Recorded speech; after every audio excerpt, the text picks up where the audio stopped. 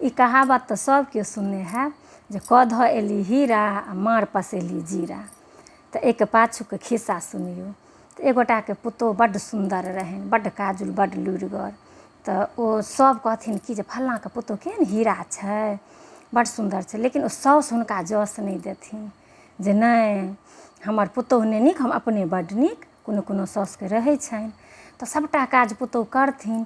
तऽ साउस की करथिन, जहन सबटा भानस भात ओ कऽ लेथिन आ भात जहाँ कि भऽ जाए, लाउ कनियाँ हम पसा दै छी, अहाँ पाकि जाएब।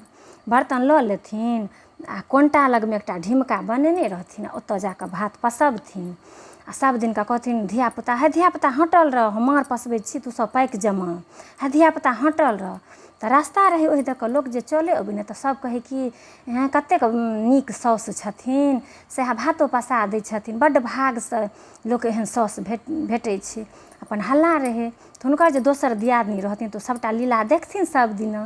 एक दिना नहि रहल गेलनि जे लोक जे बजैत गेलखिन ने जे कतेक नीक छथिन, तऽ ओ कहलखिन जे हाँ कऽ धऽ एली हीरा माँड़ पसेली जीरा।